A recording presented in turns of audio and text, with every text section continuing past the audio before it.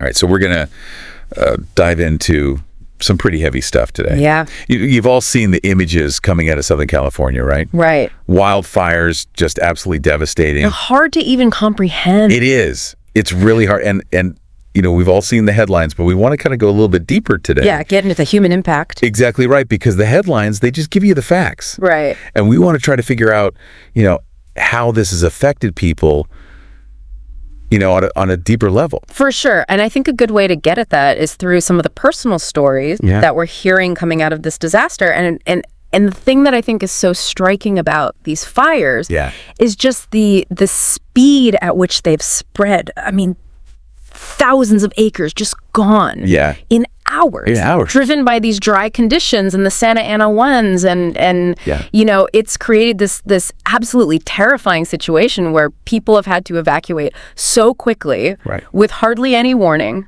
Yeah, and you really see that sense of urgency and chaos reflected in some of the accounts. Yeah, from people who were right there, in it. Yeah.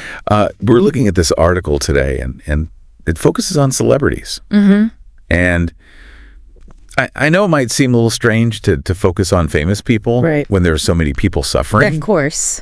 But their words and their experiences, I think, can actually help us connect with the broader human cost of this whole thing. Absolutely. Their stories, while, they're unique, and in some ways they do echo what thousands of other people are going through. Right.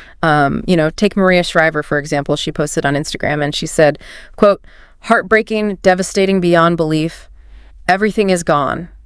Our neighborhood, our restaurants, all our friends have lost everything." Wow. And you just feel that in her words, that sense of sudden total loss. And that's something that I think resonates, regardless of who you are or what your background is. It's that shared experience. Yeah. Right. It's that common thread of loss that is so powerful. Yeah. And you go through this article and you see so many familiar names: Leighton Meister, Adam Brody, Anna Faris, Ricky Lake. Wow. I mean, people we've seen in movies on TV. Sure. And they're suddenly facing this immense loss. Right. Their homes, their communities gone. Yeah. And it just goes to show that these fires, they've cut across all socioeconomic lines. Yeah, it doesn't matter. It doesn't matter. Right. And the thing is, for every celebrity that's mentioned, there are countless others who are facing the same devastation. Exactly. I mean, we're talking about over 80,000 people who have been displaced. It's unbelievable. Over 1,100 structures just destroyed. Wow. I mean, each one of those numbers represents a life. A family.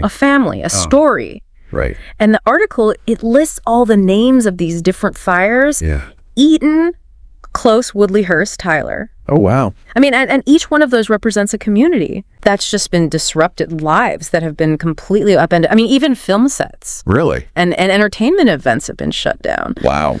It just shows you how widespread the impact is. It's staggering. And we don't even have an exact death toll yet, right? Right. And that just adds another layer of anxiety to an already horrific situation. Yeah, it's awful. It's awful. And it makes you wonder, how do people begin to process this kind of loss? Well, I think the first thing to say is that, there's no one-size-fits-all answer to that. I mean, grief and trauma, they manifest themselves in different ways for everybody. Sure. But Maria Shriver's post about losing everything, it really, I think it gets at the heart of it. Yeah. The loss of a home, the loss of a community. Right. Those things can be incredibly disorienting. Yeah. It's a loss of security, a loss of familiar surroundings, a loss of a sense of place. Yeah. And then when that's compounded by the trauma of the fire itself, the fear, the chaos of having to evacuate, it's incredibly difficult to cope with. It really makes you realize how fragile our sense of normalcy really is. Yeah. And then you start to think about the long road ahead, the rebuilding process, not just for individuals, but for entire communities. Exactly. And that raises the question of how do we as a society respond to these kinds of disasters? Right. Of course, there's the immediate need for emergency relief shelter, food, medical care. Right. But then there's the longer term challenge of rebuilding communities. Yeah. Both physically and emotionally. It's a huge undertaking. It is a huge undertaking, and it's not easy. No. So how do we support those who have lost everything? Right. How do we help them regain that sense of stability? Yeah, that sense of belonging. That sense of belonging. Exactly. This deep dive has really brought to light the human stories behind the headlines, and it's left me thinking about how quickly life can change and the importance of community. Yeah. That resilience. It really does. I mean, it forces us to ask ourselves, how can we prepare not just for the physical impact of events like this, but also for the emotional toll that they take? That's really important. How do we cultivate resilience both within ourselves and within our communities so that we can support each other through these challenging times?